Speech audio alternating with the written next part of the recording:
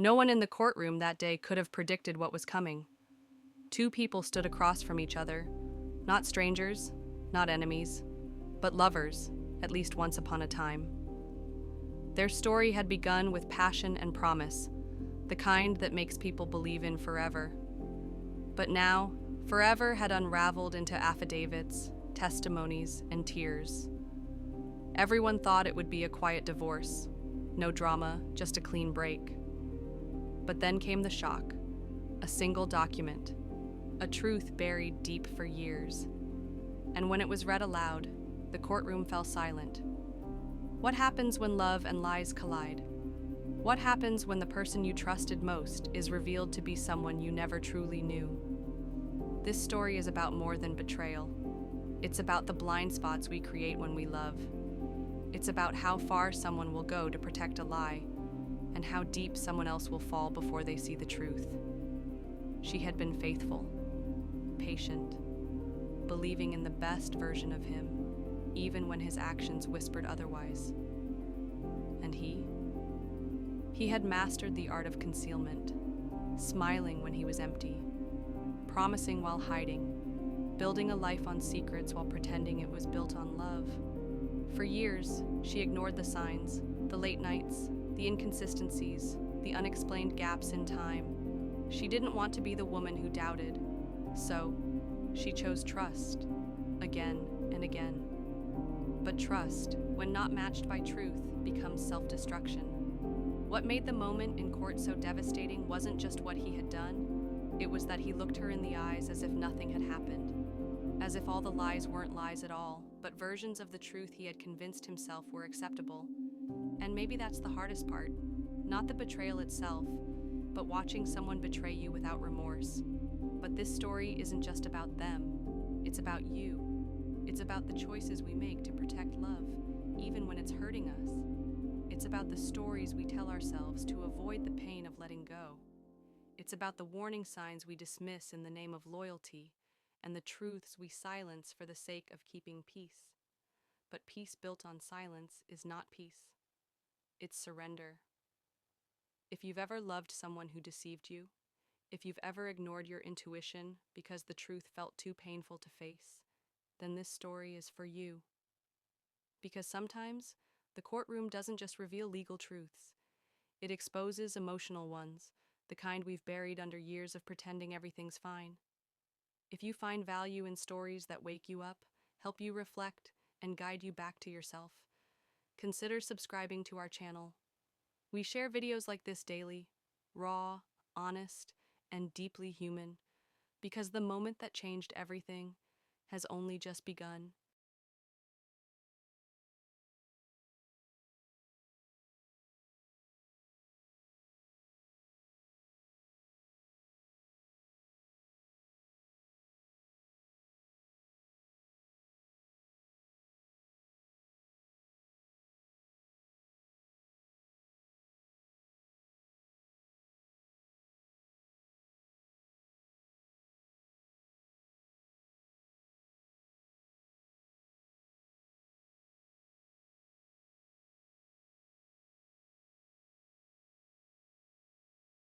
The courtroom murmurs faded as the judge called for silence.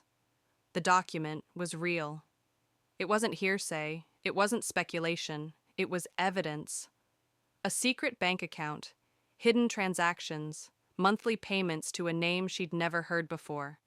Her breath caught, not because of the money, but because of what it meant. He hadn't just lied, he had lived a second life. The shock didn't come from the numbers. It came from the realization that while she was fighting for their marriage, he had been investing in someone else's world, emotionally, financially, and spiritually. And now, with every word spoken aloud, her memories began to fracture. Every "I love you" felt suddenly counterfeit. Every anniversary, every late-night conversation replayed in her head, like a scene from a film where she was the only one who didn't have the script. She looked at him, not with anger, not with hatred, but with the hollow gaze of someone mourning something that died long before they knew it. And he sat still, not guilty, not apologetic, just numb. That's when it hit her. This wasn't new to him. He had rehearsed this silence, practiced it until it became armor. For her, this was the end of everything. For him, it was Tuesday. But she wasn't the same woman who walked into that courtroom. Not anymore. Because truth has a strange way of awakening you. Pain cracks the shell of denial, and through that crack, self-respect can finally breathe. And here's the thing most people miss. Betrayal isn't just about someone else breaking your trust. It's also about you finally seeing the parts of yourself that accepted less than you deserved. She had fought for them, for the marriage, the home, the memories. But sometimes what you're fighting for isn't love. It's a version of love you created in your head, while the real thing slowly slipped through your fingers. The lesson isn't that he lied, it's that she stopped listening to herself. It's the little things we overlook. The pit in our stomach when something doesn't feel right, the hesitation in their words, the vague explanations, the sudden distance. We feel it, but we push it away, hoping it's just in our head. But it's not. It's in our heart, and our heart always knows. The courtroom didn't just expose a man's secret, it exposed a woman's awakening. And that, perhaps, is the real victory. She didn't walk away broken, she walked away free. And you, if you're watching this, you don't have to wait for betrayal to wake you up. You don't have to reach a courtroom to realize your worth. Sometimes, the most powerful thing you can do is believe the truth, the first time it whispers. Stay with us, because the story's not over yet. There's one more twist ahead, and it changes everything. If this resonates with you, share it. And if you haven't already, consider subscribing to our channel. These aren't just stories, they're mirrors. The final witness was called. A woman, early 30s, composed, confident, almost too confident. She walked in like she belonged, but her presence was unfamiliar until she spoke his name. That's when the air shifted. It wasn't the betrayal that shocked the room this time. It was the ease with which she told her story. The late-night meetings, the secret vacations, the gifts, the way he spoke of his wife, not with love, not with guilt, but with detachment. Like she was a distant figure in a life he no longer lived. It wasn't about infidelity anymore. It was about identity. Who was this man? The woman on the stand wasn't angry. She wasn't bitter. She seemed used to it. Like she was one of many. And that realization? It landed like a punch to the gut. Because in that moment, his wife realized she hadn't been replaced. She had been ignored, dismissed, left behind in the shadows of a man too consumed with chasing validation to notice what he was destroying. You see, sometimes love doesn't end with a fight. Sometimes it ends with silence, indifference, emotional neglect so slow and subtle that by the time you notice it, there's nothing left to save. And yet, despite everything, she sat there with grace. Dignity. Not because she wasn't hurt, but because she finally understood something profound. His betrayal was never about her. It was about his emptiness. And that's the hardest truth to accept. That someone's lies, their actions, their destruction, it wasn't a reflection of your failure. It was the echo of their own unresolved pain. So many people hold on, trying to fix the other person, trying to prove they're worth staying for. But healing doesn't come from being chosen. It comes from choosing yourself. The judge called for a short recess. She stepped outside the courtroom, stood in the corridor, and stared out the window, not to escape, but to breathe. She wasn't mourning the loss of a man anymore. She was grieving the years she silenced her intuition, the time she spent waiting to be seen, the parts of herself she abandoned just to keep the peace. But peace isn't the absence of conflict. It's the presence of truth. And in that moment, she felt it. Not the pain, not the betrayal, but the quiet beginning of freedom. That's the twist most people never see coming. The real shock isn't what the other person did. It's the moment you realize you'll never go back to being who you were before. Because pain, when faced fully, becomes clarity. And clarity, that's the beginning of power. If this story is stirring something in you, listen. Don't rush past it. There's wisdom in your ache. There's a message in your discomfort. And if you haven't already, subscribe to our channel. These stories aren't entertainment, they're invitations to feel, to see, to change. Stay with us. The final chapter holds the most powerful truth yet.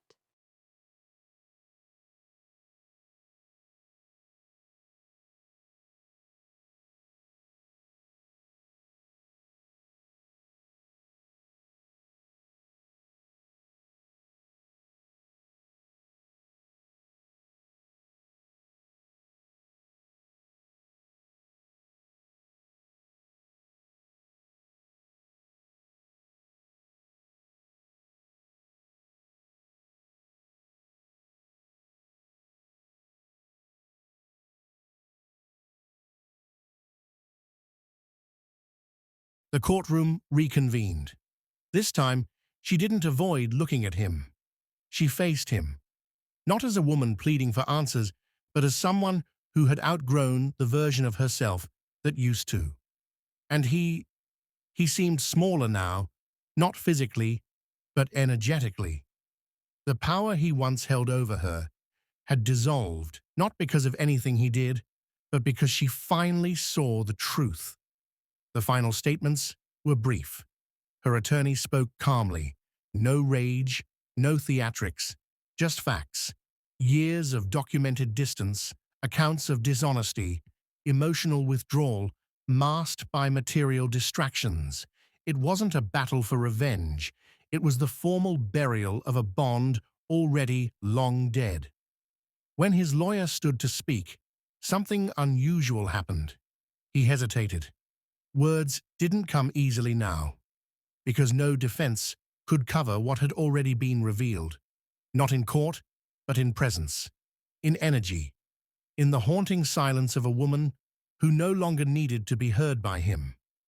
The judge reviewed the paperwork, nodding solemnly, and with the sound of a gavel striking wood, it was done, just like that.